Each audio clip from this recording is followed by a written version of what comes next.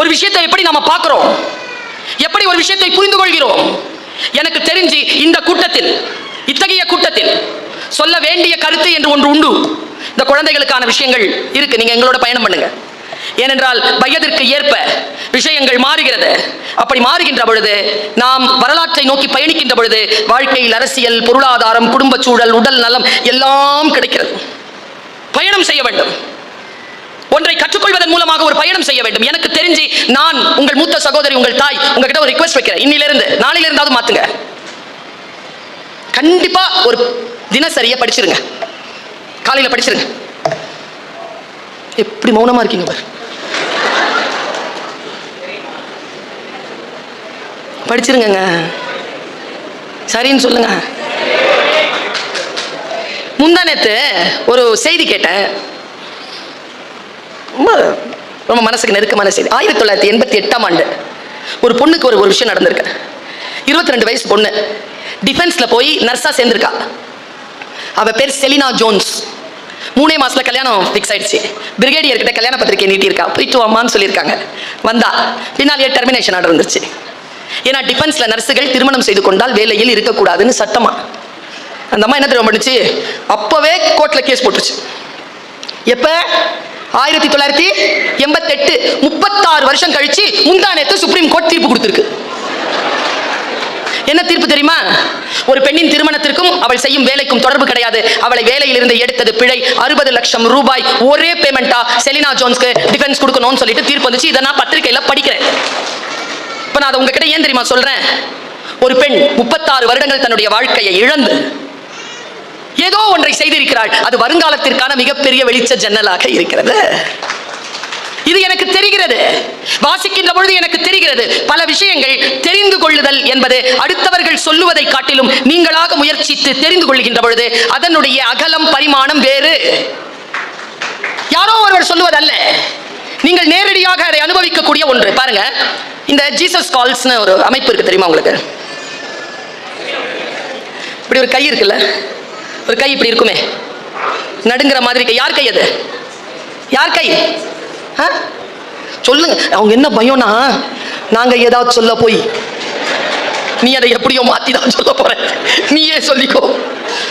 ஆக்சுவலா அந்த கையை நம்ம ஜீசஸனுடைய கரங்கள்னு பார்க்க. ஜீசஸ் கரங்கள் அவ்வளவு நரம்புகள் புடைத்த கையில. 33 வயதில் இறந்து போனவர் அவர். அவர் கை அப்படி இருக்காது. ஆனால் அந்த கை பார்த்தீங்கன்னா ஒரு நடுக்கத்தோடு நரம்புகள் புடைத்து ரொம்ப முதிர்ந்த கையா இருக்கும். நான் அதை பத்தி, இது என்னது இந்த கை போட்டிருக்குது, பார்த்தாலே ஒரு மனசு குழையுது. அதனுடைய வரலாறு தேடி போனேன். அது ஒரு வரலாறு எனக்கு தெரிஞ்சது. பாருங்க, இது நான் இப்போ எனக்கு ஞாபகம் வருது, நான் சொல்றேன். பாருங்க, 2 பேர் பிறந்திருக்காங்க ஒரு நாட்டில், வெளிநாட்டில். நாட்டின் பெயர் மறக்கிறேன் நான், ஞாபகத்துக்கு வந்துடும், போறதுக்குள்ள ஞாபகத்துக்கு வரும். அந்த 2 பேர் அண்ணன் தம்பிங்க. அவங்க வீட்டில் வறுமை. ஒருத்தன் சிற்பி, ஒருத்தன் ஓவியன். அண்ணன் சிற்பி, தம்பி ஓவியன். ஆனால் அதை படிக்க வேண்டும் என்றால் ரொம்ப செலவழிக்க வேண்டும். 2 பேரும் ஒரு அக்ரிமெண்ட்க்கு வராங்க. தம்பி, முதல்ல நான் வேலைக்கு போறேன்டா, நான் சம்பாரிச்சு உன்னை படிக்க வச்சுறேன், நீ படிச்சு சம்பாரிச்சு என்ன படிக்க வைக்கிறியா? ஓகேன்ட்டான் தம்பி. தம்பி நேரா போயிட்டான். இவன் சிற்பி இருக்கான்ல, அவனுக்கு சிற்ப வேலை கிடைக்கல, கல்லுடைக்கிற வேலை தான் கிடைச்சிருக்கு. அவன் கல்லுடைக்கிறான், வேலை செய்யறான், கல்லுடைக்கிறான். 5 வருஷம் ஆச்சு, 6 வருஷம் ஆச்சு, பையன் இன்னும் ஃபிளரிஷ் ஆகல. 12 வருஷத்துக்கு அப்புறமா தம்பி பெரிய ஆளாயிட்டான். தம்பி வீட்டுக்கு வரான். அண்ணே, ஒரு ஓவியமா அவ்வளோ விலைக்கு போதுண்ணே, இனிமேல் நீ படினா போனேன், நீ படின, நான் பார்த்துக்கிறேன் நான் அப்படின்னு. உடனே அண்ணன் சொன்னானா, ரொம்ப நன்றிப்பான்னு இப்படி கையை நடுங்கியிருக்கேன். இனிமேல் என்னால் சிற்பங்களை சிதைக்க முடியாது. சிற்பங்களை செதுக்கக்கூடிய ஆற்றலை என் கரங்கள் 12 ஆடுங்கள் கல் உடைத்து உனக்காக செலவழித்ததில் என் கரங்கள் இப்படி நஞ்சு போச்சுரா அப்படின்னு நடுங்கியபடி அந்த அண்ணன் கூப்பிய கைதான் ஜீசஸ் கால்ஸ்ல வச்சிருக்காங்க. அடுத்தவர்களுக்காக பயன்பட்டு போனது. இப்போ சில விஷயங்களை நம் வாழ்க்கையை, வரலாறை தேடுகின்ற பொழுது நம் வாழ்க்கையில் வேறு ஏதோ ஒன்றை செய்யாமல் நாம் விடுபட்டு போனோமோ என்கின்ற ஒரு சிறிய மன நெருடல் நமக்கு வருகிறது. நான் சொல்றேன்ல, கற்றலில் நாம் மிக நுட்பமாக இருக்க வேண்டும் என்று. கற்றலில் நாம் நுட்பமாக இருக்க ஒட்டாதபடிக்கு நம்மை தடுப்பது எது? 4 பேர் உட்கார்ந்தான் மௌன விரதத்துக்கு. எனக்கு தெரியலங்க, இந்த மனசு மாதிரி ஒரு பொருள் வேற கிடையாது. எவன் மனசை ஜெயிக்கிறானோ அவன் உலகத்தை ஜெயிக்கிறான். இதை தான் ஜெயிக்க முடியல, எல்லாரையும் ஜெயிக்க முடியல. நானும் அடுத்தவர்களை ஜெயிச்சிட்டேன். இப்போ பயணமே என்னை ஜெயிப்பது தான். அடங்க மாட்டேங்குதுங்க. இது ஜெயிக்கிறது பெரும்பாடு. அடுத்தவர்கள் எல்லாம் ரொம்ப அழகா ஜெயிக்கலாம். ஆற்றலும் வாய்ப்பும் இருந்தால், புரிதலும் இருந்தால், வாழ்க்கையில ஸ்ட்ராட்டஜி இருந்தா, ஒரு டெக்னிக் இருந்தா ஜெயிச்சிடலாங்க. இதை ஜெயிக்கிறதுக்கு டெக்னிக்லாம் பத்தாது. டெக்னிக் எல்லாத்தையும் கைவிட்டாதான் இதை ஜெயிக்க முடியும். எல்லாத்தையும் கைவிட. சாயந்தரம் ஆச்சு 6 மணி. 6 மணிக்கு மௌன விரதம் கலையும். 5 நிமிஷம் தான் இருந்தது. ஒருத்தன் சொன்னானா, அப்பா 5 நிமிஷம் தான் இருக்குன்னு.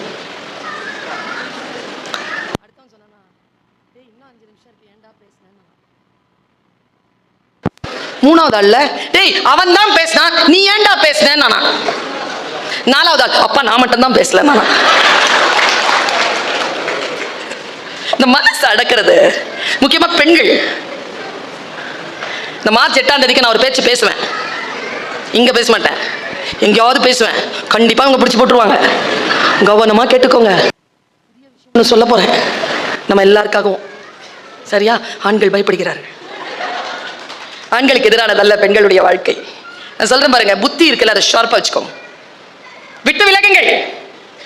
Let it go. பல நேரங்களில் நான் பார்த்திருக்கேன், வீடுகளில் வேலை செய்யக்கூடிய பெண்கள், தொடர்ந்து வேலை செய்யக்கூடிய பெண்கள், நான் இல்லைன்னா என் வீட்டில் ஒரு வேலை நடக்காது, கம்முன்னு எல்லாம் நடக்கும். நீ கம்முன்னு இருக்கணும், அவ்வளவுதான். அது இருக்க முடியாது நம்மளால. எல்லாத்தையும் நானே செய்யறேங்க. எனக்கு எங்க தெரியுமா பெண்களை பற்றி ரொம்ப கவலை. ஒரு 57-60 வயசு ஆன அப்புறமா பெண்களை பாருங்களேன், கண்கள் ஒரு நிரந்தர சோகம் இருக்கும், இல்ல கண்கள் ஒரு நிரந்தர கோபம் இருக்கும். எங்க அப்பாட்ட கேட்டேன் நான், ஏன்பா மோகினி பிசாஸ் எல்லாம் பொம்பளையாவே இருக்கு? சின்ன பிள்ளை தானே, என்ன வேணாலும் கேட்கலாம் அப்பாட்ட. அப்பா சொன்னார், நிறைவேற்றப்படாத ஆசைகளால் நிரம்பி இருக்கின்றவர்கள் செத்த பரமாம் பேயாக அலைவார்கள். ஏன்பா மோகினிங்கெல்லாம் பொம்பளைங்களா இருக்காங்கன்னா, பொம்பளைங்க ஆசை நிறைவேறாம செத்து போறாங்கன்னு அர்த்தம். ஆசை நிறைவேறியவர்கள் மோகங்களாக இருக்கிறார்கள். சாமி மோகனா சாமி தானே, கிருஷ்ணன். மோகினா பிசாஸ். இது ஆண்பால், இது பெண்பால். பெண்களே, விருப்பமானதை சாப்பிடுங்க, குறைவா. ஆண்களுக்கு ஒரு ரகசியம் சொல்லவா? உங்க வீட்டில் ஒரு பொண்ணு ரொம்ப ஸ்ட்ரெஸ்ஸா இருக்கான்னு தெரிஞ்சுக்கணுமா? 2 வேலை செய்வா. நிறைய சாப்பிடுவா, நிறைய ஷாப்பிங் பண்ணுவா. அப்ப அவள் ஸ்ட்ரெஸ்ல இருக்கான்னு அர்த்தம். அவளை திட்டக்கூடாது, இன்னும் குண்டாவா, இன்னும் நிறைய செலவு வைப்பா. ஸ்ட்ரெஸ்ஸை குறைச்சிங்கன்னா 2ம் குறையும். இதுக்கெல்லாம் பெண்கள் கை தட்டிடாதீங்க. ரகசியத்தை தானே சொல்லித்தரேன். நம்முடைய ஆற்றல் இருக்கு இல்லையா, அந்த ஆற்றலை முழுமையாக செலவழித்தல், முழுமையாக கை கொள்ளுதல். புத்தி இருக்குல்ல, அந்த புத்தியை எப்படி வச்சிருக்கிறதுன்னு சொல்றேன். பல பல நாட்களை, என் ஆயுளில் சில காலங்களை கடந்து வந்த அனுபவ ரீதியில் இதை நான் சொல்கிறேன். இங்க ஃப்ரீயா இருங்க, மற்றதெல்லாம் வந்து சேரும். இங்க விட்டு விடுதலை ஆகணும். இங்க பிடிச்சிட்டு இருக்கோம் எதையோ. இதை எப்படி விட்டு விடுதலை ஆவது? பாருங்க, ஒரு பிச்சைக்காரர் இருந்திருக்கான். ஒரு போன ராஜா என்ன பண்ணிருக்காரு, அந்த பிச்சைக்காரனுக்கு செப்பு காசு டொப்புன்னு எடுத்து போட்டார் பாருங்க. அவன் கேட்ச் பிடிச்சான், கையில வரல காசு, சாக்கடையில போய் விழுந்துருச்சு. சட்டுன்னு சாக்கடையில கைப்பட்டா பாருங்க, ராஜாக்கு ஒரு மாதிரி ஆயிடுச்சு. ஏய் கைப்படாத கைப்படாத, சாரி நான் தான் தப்பா போட்டேன், இந்தா வெள்ளி காசு வச்சுக்கோ.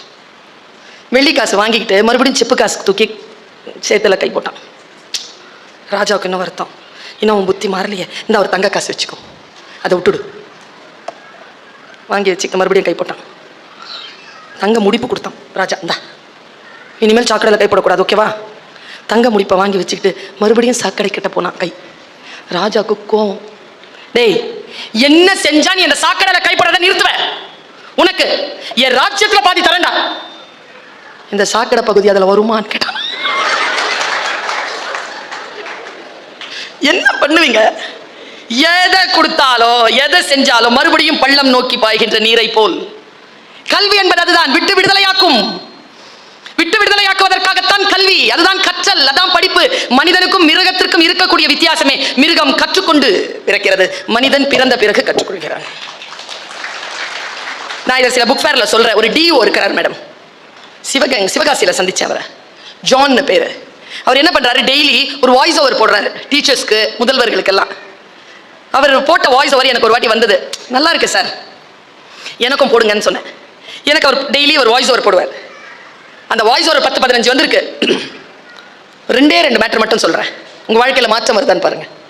என் வாழ்க்கையில மாற்றம் வந்திருக்கு. 2 ஒன்று, பீகார் பழங்குடியினர் மத்தியில் ஒரு கதை நிலவுகிறது. நம் பாட்டிமார்கள் எல்லாம் நமக்கு கதை சொன்னார்கள் தெரியுமா? அழகான கதைகள்ங்க. வாழ்க்கையில் சொல்லி விளங்க முடியாத பல விஷயங்களை கதைகள் மூலமாக விளக்கினார்கள். எனக்கு தெரிஞ்ச ஒரு பாட்டி கதை இருக்குது, திருட்டு நரி கதை. ஞாபகம் இருக்கா? வாழ இருந்த நரி. எத்தனை பேர் ஞாபகம் இருக்கு? இல்ல, யாருக்கும் இல்ல. ஞாபகம் இருக்கா சார்? ஞாபகம் இருக்கா சார்? பாருங்க, ஒரு நரி எப்ப பார்த்தாலும் திருடி திருடி திருடி திருடி வருமா. குடியானவன் பார்த்துக்கிட்டே இருந்திருக்கான். என்னடா இந்த நரி இப்படி திருடுன்னு சொல்லிட்டு ஒரு நாள் வாழை வெட்டிட்டான். நரி ஓடிடுச்சு. போய் அதுக்கு ஒரே அவமானம். வாழ இருந்த நரின்னு எல்லாரும் கிண்டல். இது குழந்தைக்கு சொல்லப்படுதுங்க.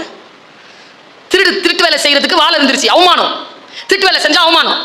அந்த நரிக்கு தாங்கவே முடியல அவமானம். நேரா அந்த நரி வந்து தன்னுடைய கூட்ட தலைவன் கிட்ட கேட்டுச்சான், எனக்கு எப்படி மானம் திரும்பி வரும், முதல்ல வாழை கொண்டு வா, அப்புறமா பார்த்துக்கலாம். நேரா குடியானவன் கிட்ட போச்சான் நரி. சாரி, என் வாழை கொடு, நான் ஒட்ட வச்சுக்கிறேன், உன் பக்கம் வரமாட்டேன். சரி, வாள் வேணும்னா என் மாடு இருக்கிறதுல ஒரு சின்ன கொஞ்சம் குவளையில் ஒரு கொஞ்சம் பால் கொண்டு வந்து கொடுத்துட்டு எடுத்துட்டு போகணும். குடியானவன் டீச்சர். ஆனால் ஒன்று, யாரையும் கேட்காம எடுக்கக்கூடாது, கேட்டுட்டு தான் வாங்கணும். நரி நேராக போச்சான், மாடு கொஞ்சம் பால் கொடு. குடியானவன் கேட்குறான், என் வால் வாங்கணும். மாடு சொல்லிச்சான், அப்படியே பால் கொடுத்தா ஒரு கட்டு புல்லு கொண்டாந்து போட்டு பால் வாங்கிட்டு போகணும். போய் நேராக புல்லு கட்டு கட்டிச்சான், ஒரு கட்டு புல்லு எடுத்துக்கவா, எடுத்துக்க, ஒரு வாளி தண்ணி ஊற்றிட்டு எடுத்துக்க. நேராக ஆற்றுக்கிட்ட போய் நின்று, நான் ஒரு வாளி தண்ணி எடுத்துக்கவா, புல்லுக்கு போடணும், புல்லு கிடைச்சாதான் மாட்டுக்கு பால் கிடைச்சாதான் வால் கிடைக்கும், கொஞ்சம் தண்ணி எடுத்துக்கவா. என் கரை உடஞ்சிருக்கு, கொஞ்சம் மண்ணை கொட்டிட்டு தண்ணி எடுத்துகிட்டு போனுச்சு. நேராக மண்ணுக்கிட்ட வந்துச்சான், மண்ணே கொஞ்சம் மண் எடுத்துக்கவா, ஆற்றுக்கு கொடுக்கணும், அப்போ தான் தண்ணி கிடைக்கும், தண்ணி இருந்தால் தான் புல் கிடைக்கும், புல் இருந்தால் தான் பால் கிடைக்கும், பால் கொடுத்தா தான் பால் கிடைக்கும். சரி, அங்கே ஒரு விதை இருக்குது, எடுத்து விதைச்சிட்டு அது ஒரு மொட்டு விடும், அந்த இலையை பார்த்துட்டு மண் எடுத்துகிட்டு போ. இது போட்டுச்சான், உட்காந்துட்டு இருக்குது. செடி முளைக்க 1 மாதம் ஆச்சான். 1 மாதம் வரைக்கும் ஒரு இலைக்காக காத்திருப்பது எவ்வளவு பெருமதியானது, ஒரு பொருளை உற்பத்தி செய்தல் எவ்வளவு பெருமதியானது என்பதனை காலத்தால் தான் அது முடியும். காலத்திற்கு நாம் பயந்து கொள்ள வேண்டும். மற்றவர்கள் காலத்தை செலவழித்து சம்பாதிப்பதை நாம் திருடக்கூடாது என்பதனை அந்த நரி உணர்ந்து கொண்ட தருணம் என்று அந்த பாட்டியின் கதை முடிகிறது.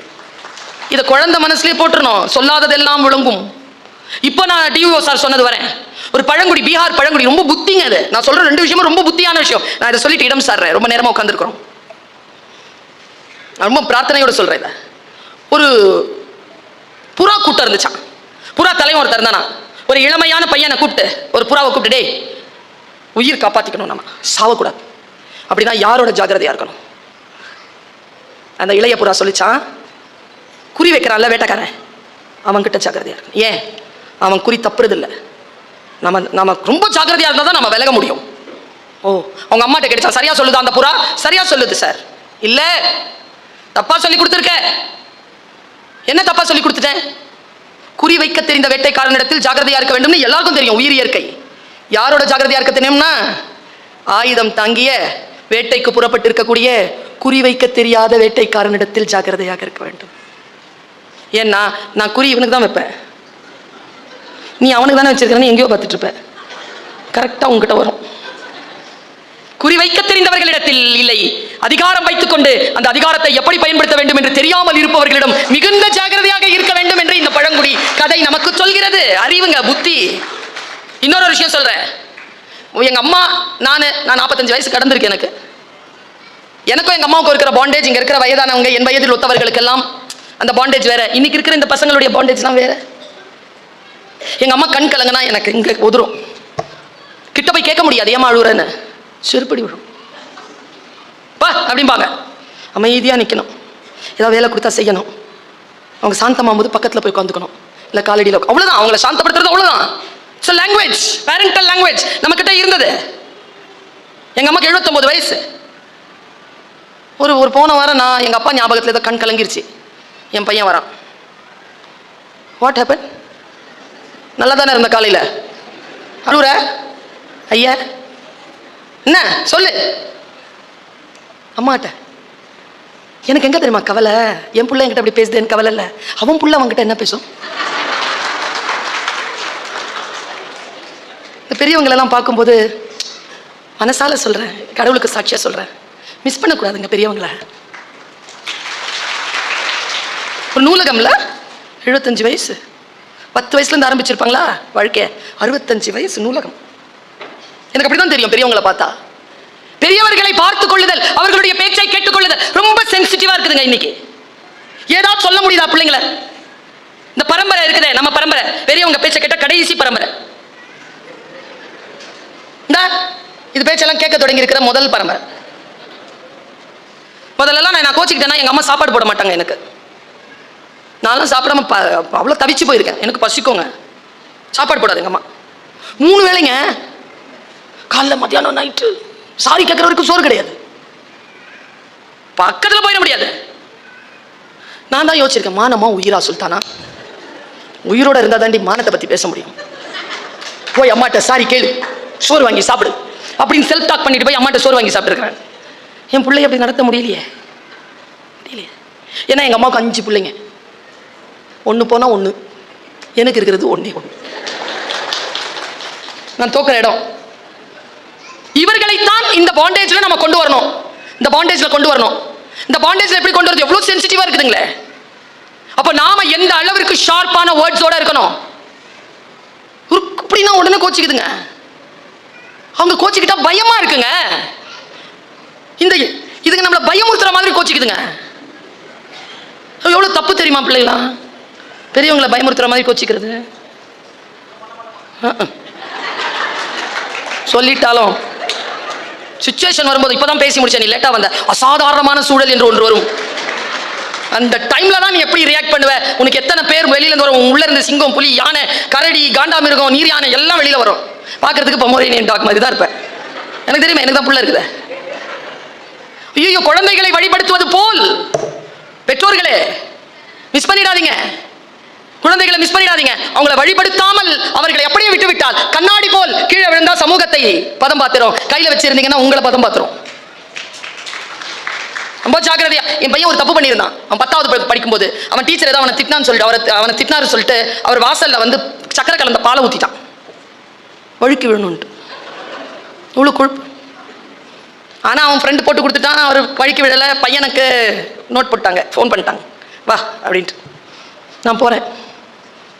நிக்கிறாங்க நல்ல பிள்ளைங்க, என்னை விட நல்லவன். பார்த்தா போட்டியாடான்னு கேட்டா எப்படி தெரியுமா இருந்துச்சு மூஞ்சி? ஆஸ்பத்திரியில இருந்து பிறக்க வச்சு ஒரு டவலை சுத்திட்டு வெளியில வரும்போது அந்த மூஞ்சி அதே மூஞ்சில நிற்கான். அப்படி இருக்குங்க முகம். என்னன்னு திட்டுறது அவனை. மன்னிச்சிருங்க, இனிமேல் செய்ய மாட்டான். அவர் மன்னிப்பு கடிதம் எழுதியிருந்தான். அந்த மன்னிப்பு கடிதத்தை மட்டும் பார்த்தேன். இவன் எழுதலையே, சூப்பராக எழுதியிருக்கிறானே, டீச்சர் புத்தி, இங்கிலீஷ்ல எழுதியிருக்கான். அவ்வளோ சூப்பராக எழுதியிருக்கான். மேடம் நீங்கள் எழுதி கையெழுத்து வாங்கினீங்களா? மேடம் அவன் தான் மேடம் எழுதுனா. நீ யாடா எழுதுனா? ஆமாண்ணா. அப்போ முடிவு பண்ணேன், இங்கிலீஷ் சூப்பராக இருக்கு, பையன் டிராஃப்டிங் சூப்பராக போடுறான், வக்கீலாக்கிடலாம் இவனை. இப்போ பிஎல் எல்எல்பி ஆனர்ஸ் முடிச்சிருக்கான்.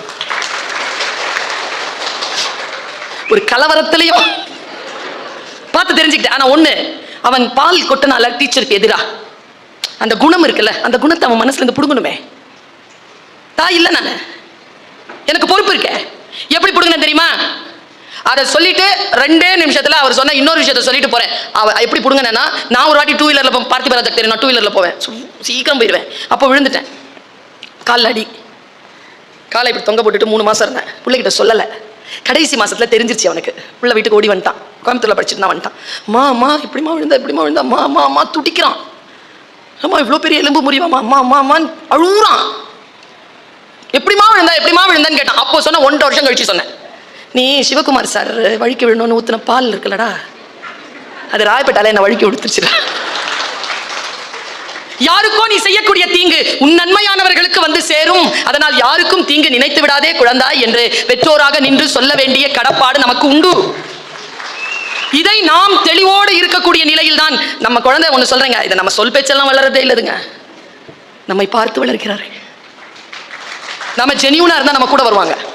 நம்ம ஜெனியூனிட்டி நம்ம காட்டல, அதுங்க அது வழி போவோம். பாருங்க எவ்வளவு சென்சிட்டிவ் பாருங்க. இந்த குழந்தைகள், மனைவி, கணவன் எல்லாம் சென்சிட்டிவானவர்கள். இந்த காலத்துல ரொம்ப இது சென்சிட்டிவ் பண்ணி வச்சிருக்கு. சென்சிட்டிவா இருக்காங்க. முதல்ல புருஷன் பொண்டாட்டி சண்டை, அப்பா ரத்த கலரியா சண்டை போட்டுக்குவாங்க 2 பேரும். போவே கூடாது சமாதானப்படுத்த. ஏன்னா மேட்னி ஷோக்கு 2ம் பூ வச்சுக்கிட்டு கட்டு போட்டுக்கிட்டு சினிமா போ பார்த்துருக்கோமா இல்லையா? ஏன்னா இப்போ இல்லை சார், ஒரு நோட்டீஸ் சார், ஒரு அம்மா ஃபோன் பண்ணுது, அம்மா ஒரே சண்டையா இருக்குமா. ஏய் கல்யாணம் ஆன புதுசுல அப்படி தாண்டி இருக்கும். அம்மா 10 நாள் ஆச்சுமா கல்யாணம் ஆகி. ஏய் அப்படி தாண்டி இருக்கும். அமெரிக்கால வேற இருக்கிறமா. ஏய் சமாதானமா போடி, சமாதானமா போற முதல்ல இந்த டெட் பாடி என்ன பண்றதுன்னு சொல்லுச்சான். சண்டை அது வரைக்கும் போகுது. இப்பெல்லாம் டெரரா இருக்கு சண்டை. பாருங்க, ஒரு செல்வந்தன், இது 2வது கதை, டிஓ சொன்ன கதை. John sir thank you. ஒரு செல்வந்தர் இருந்தானா, 2 ஜெர்மன் ஷெப்பர்ட் நாய் தனியாக வாழ்ந்தார். வாக்கிங் போவாராம். அப்படி இருக்கும், குதிரை மாதிரி இருக்குமா ரெண்டும். அப்படி கையில் தங்க வாட்ச்லாம் கட்டிட்டு தான் வாக்கிங்கே போகிறது. ஒரு திருடன் பார்த்துருக்கான் இந்த செல்வந்தரை. கிட்ட வந்து ஒரு நாள் சொன்னானா, சார் உங்கள் வீட்டில் இந்த வாரம் திருடப்பார் சொல்லிட்டு போயிட்டானா. ஒரு கலக்கமாயிட்டார். நாயை திறந்து விட்டுருக்கார் ஃபுல்லாக. வீடு ஃபுல்லாக திறந்துருக்கு, லைட்டெல்லாம் ஆஃப் பண்ணுறதில்ல. 3வது நாள் பெல் அடிக்கிறான் காலையில் 5 மணிக்கு. யாரான்னு பார்த்தா இவன் கையில் ஒரு சூட் கேஸ் திறந்து காட்டினானா. இதெல்லாம் உந்தா பாரு சார்னு. ஏய் எந்த தாண்டா, எப்படிடா? நேற்று நைட் எடுத்துட்டேன் சார். என்ன சார் உன் காட்டுறதுக்கு தான் வந்த, திருடுறதுக்கு வரல. இல்லைடா சொல்லிட்டு தாண்டா எடுத்துருக்க, எடுத்துக்கூடாது, நீ சம்பாரிச்சதுடா போடா எடுத்துக்கோ போ. அவன் போகும்போது ஒரே ஒரு டவுட்டு, இதோட என் பேச்சு முடியுது. ஒரே டவுட்டு, என் 2 பசங்களை எப்படிடா சமாளிச்ச? 2 பசங்க நல்லா தானடா இருக்கு, மயக்க மருந்தெல்லாம் கொடுத்ததா தெரியலையே, இதுங்களுக்கு தெரியாமல் எப்படிடா வந்துட்டு போனேன்? தெரியாமலாம் வந்துட்டு போல சார், தெரிஞ்சுதான் வந்துட்டு போனேன். எப்படிடா சொல்லவா? சொல்லு. எத்தனை வருஷமா வளர்க்குற சார்? 6 வருஷமா. என்ன சார் சோறு போடுற? கறி, சிக்கன்? நான் மத்தி மீன் போட்டேன் சார். சாப்பிட்டுருச்சாடா? இந்த விளாட்டுது பாரு. சாப்பிட்டுருச்சு சார். சரி போ, போய் கதவை மூடிட்ட 2 நாயையும் கொண்டு வந்து நடு வீட்டில் உட்கார. இதுதான் நாயை நடு வீட்டில் உட்கார வைக்கிறது. 2 நாயையும் நடு வீட்டில் உட்கார வச்சு சாஷ்டாங்கமாக காலில் விழுந்துட்டான். மன்னிச்சுக்கிடங்க, 2 பேரும் மன்னிச்சிடுங்கடா. அப்பா உன் ருசி தெரியாமல் வளர்த்துட்டேன்டா. உன் பரம்பரையா வந்த நன்றி உணர்வை ஒரு ருசிக்காக மாத்திட்டீங்களேடா. உன் ருசி தெரியாமல் வளர்த்துட்டேனடா அப்பா, மன்னிச்சிருங்கடா அழுதுருக்காருங்க. அவங்க 2 பேரும் காலையும் தொட்டு தொட்டு வணங்கி அழுது. உடனே அதுங்களுக்கு என்னமோ புரிஞ்சு போச்சுங்க. ருசிக்காக பரம்பரைக்கான அந்த விசுவாசத்தை விட்டுட்டோன்னு புரிஞ்சிருச்சு 2 நாய்க்கும். ஒரு நாய் 2 நாயும் இப்படி உட்காந்துருந்துருக்கு, சாஞ்சி கூட உட்காரலையாங்க. 9 நாள் தண்ணி குடிக்கல, டாய்லெட் போல, சோறு சாப்பிடல, எதுவும் செய்யாம 9 நாள்ல ஒரு நாய் செத்து போச்சு. இன்னொரு நாய் 11 நாள்ல செத்து போச்சு. அதுக்கு புரிஞ்சிருச்சுங்க அதுங்க தப்பு பண்ணிருச்சுன்னு. சென்சிட்டிவிட்டி. இன்னைக்கு நாம ரொம்ப ரொம்ப ரோஷக்காரமா அந்த சென்சிட்டிவிட்டியை சொன்னோம்னு வச்சுக்கோங்களேன், அதை விட பெரிய இழப்பு நடந்துருது. எது முக்கியம், எதை கொண்டு போவது, எப்படி எடுத்து செல்வது என்று சொன்னால் ஒரு நிதானத்தன்மை வராமல் இவர்களை நம்மால் ஹேண்டில் பண்ண முடியாது. நிதானத்தன்மை வர வேண்டும் என்றால் கல்வி என்பதனை கையில் எடுத்துக் கொள்ளுங்கள். வாசிப்பு பயிற்சி, மூளைக்கு பயிற்சி கொடுங்கள். Just let them go, let them fly. நம்மையும் எங்கேயும் போட்டு அடைச்சு வைக்காம விரிந்து வளர்வதற்கு, பறப்பதற்கு உதவி செய்யுங்கள். நான் சிட்டுக்குருவியாகத்தான் என்னுடைய சிறகையும் விரித்தேன். விரியத்தான் விரிக்க தான் தெரிந்து கொண்டேன். நான் சிட்டுக்குருவி இல்லை, நான் ராஜாளி. இப்படி பறக்கிறேன். நீங்களும் சிறகை விரித்து பாருங்கள். நீங்களும் புறாவும் கிளியும் அல்ல, நீங்களும் ராஜாளி தான். வாருங்கள், பறப்போம், வானம் காத்திருக்கிறது. மீண்டும் சந்திப்போம். வணக்கம்.